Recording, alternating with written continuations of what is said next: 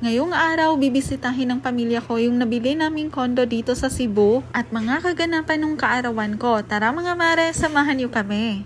For today's ganap mga mare ay pumunta kami ng salon para ipamper yung sarili ko. Dahil ngayong araw mga mare ay magse-celebrate kami ng birthday ko. At syempre mga mare, todo suporta rin yung asawa ko sa pagpapaganda ko. Eto nga siya at matyagang naghihintay at nagdala pa ng pagkain. Bilib na bilib talaga ako sa asawa kong ito kasi ang haba-haba ng pasensya. Tingnan nyo, hindi talaga siya naiinip maghintay sa akin. May pangiti-ngiti pang ganyan. Ang swerte ko talaga sa asawa kong ito, yung susuportahan ka sa mga kaitsyusan mo. Sa mga oras na to mga mare, ito na pala yung ginagawa nila sa buhok ko. Natatawa na lang ako at parang ginawang pagkain yung buhok ko, binalot. By the way mga mare, naisipan ko palang magpa-hair color dito. Dito pala ako nagpa-hair color sa Elysian Salon Cebu, in which malapit lang din naman sa condo namin. Sa mga oras na to mga mare ay nilagyan nila ng ubi halaya, ay hair color pala mga mare yung buhok ko. Alam niyo mga mare, ang lamig-lamig sa pakiramdam nung nilalagyan ako nito. At ayan na mga mare, lumabas na yung tunay na kulay. Akala niyo magiging kulay ube yung buhok ko, no? By the way mga mare, ang napili ko palang kulay ng buhok ay red-orange. Ano ba naman kasi mga mare, idol ko si Catherine Bernardo. Kaya ayan, sumabay na lang tayo sa uso. Charot.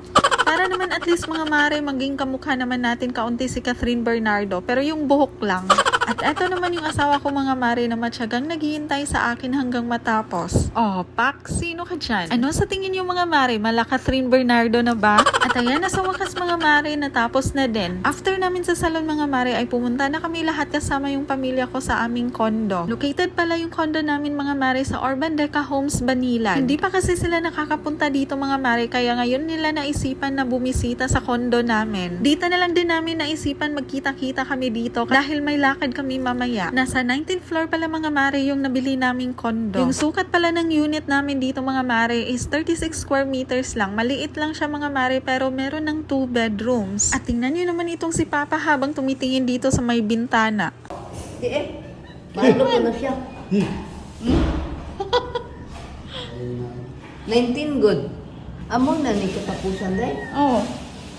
Medyo nalula si Papa nung tumingin siya dito sa baba. Medyo nakakalula din naman talaga tingnan mga mare. Tingnan nyo. Medyo may kaliitan lang talaga yung kondo dito mga mare compared sa ibang kondo dito sa Cebu. So far kasi mga mare, ito yung kondo na nahanap namin na isa sa mga pinaka budget friendly na kondo dito sa Cebu. Kung nagtatanong kayo mga mare kung magkano yung total contract price nito, nasa 3.4 million pesos lang naman. O baka sabihin nyo na namang nayayabangan kayo sa akin kasi ang sabi ko 3.4 million pesos lang naman ito. Kasi totoo naman na mura lang naman talaga siya compared dun sa ibang kondo. Kasi mga mare, yung ibang kondo ay nagkakahalaga ng 4 to 5 million pesos. Tapos same lang naman ng sukat, tapos location wise din katulad nito. At alam nyo kung ano yung kaibahan mga mare sa ibang kondo? Yung ibang kondo studio unit lang pero ito 2 bedrooms na. Actually mga mare, maliit lang din talaga yung magiging bedrooms dito. Pero okay na rin sa amin kasi parerentahan lang naman namin ito. At buti na lang talaga nagdala ng folding bed yung asawa ko. Wala pa kasi kaming maupuan dito mga mare kasi wala pang mga gamit. At dito mga mare, wala akong kaalam-alam na meron palang pabulaklak at pabalon itong asawa ko.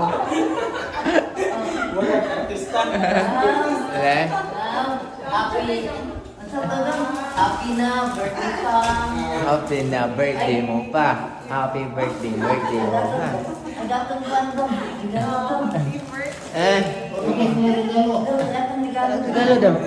Kahit pa talaga noong magjowa pa kami mga mare ay palagi niya akong sinosurpresa. At tingnan niyo mga mare, binigyan ako ng bouquet of 30 pink roses. Alam niyo bakit 30 roses? Kasi 30 na din yung edad ko. Naku mga mare, ang gastos palang magbigay ng asawa ko kasi kapag umabot ako ng 100 years, 100 roses din yung ibibigay.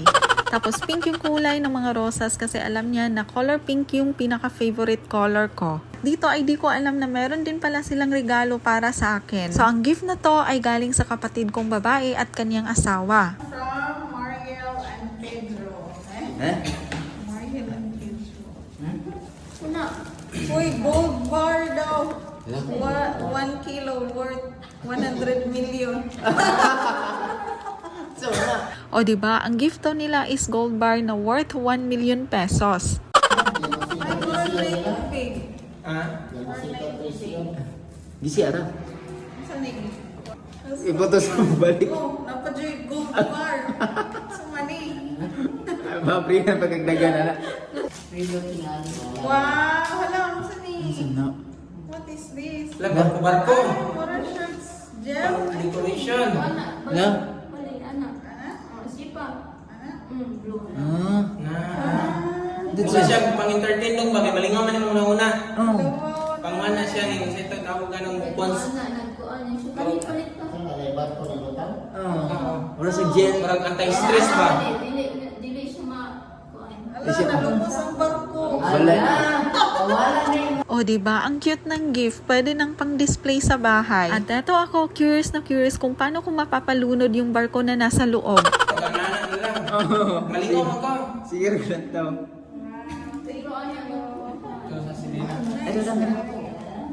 At eto naman mga mare ay gift sa akin ng kapatid kong babae. Sobrang nagandahan ako sa dress na to mga mare kasi para siyang pang vintage. Yun bang simple lang pero napaka-elegante. At eto naman mga mare ay regalo sa akin ni mama, ni papa at kapatid kong lalaki.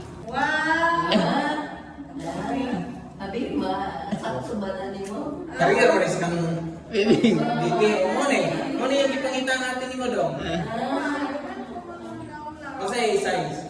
Mot, bago ba na ni mo? Sobrang nagustuhan ko din talaga yung gift nila sa akin mga mare. Kasi yung gusto ko talagang mga pants is yung pang office pants or loose pants. At eto, dali-dali kong trinay yung binigay nilang pants sa akin. At tingnan yung mga mare, kasyang-kasya talaga sa akin. Oh, pak! May paikot-ikot pang paganyan, parang pang model lang.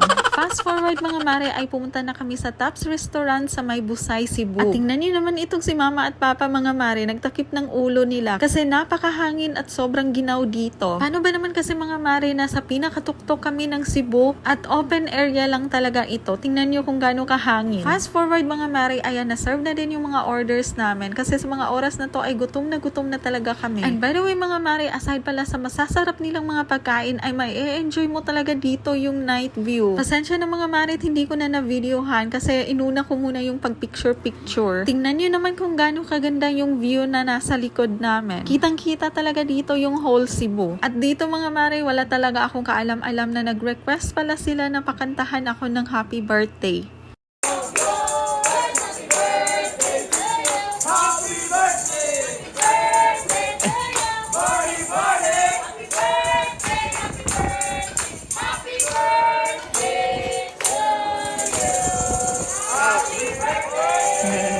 Natapos yung kaarawan ko mga mare na sobrang saya ng puso ko. Kaya Lord, thank you sa lahat-lahat po ng blessings na dumating at patuloy na dumadating sa akin at sa pamilya ko, na sobra pa sa kung anong ipinalangin namin sa'yo. Ang daming beses na nagkukulang ako sa'yo pero kahit kailan hindi mo ako pinabayaan. Kami ng pamilya ko sa araw-araw. Na-afford ko na yung mga bagay na dati pangarap ko lang mabili. Hindi naman ako maluho pero noon kahit basic na pangangailangan ko lang hirap kong mabili. At napapasaya ko na rin yung pamilya ko. Kaya ikaw na nanonood ngayon sa videong ito, big or small, everything matters.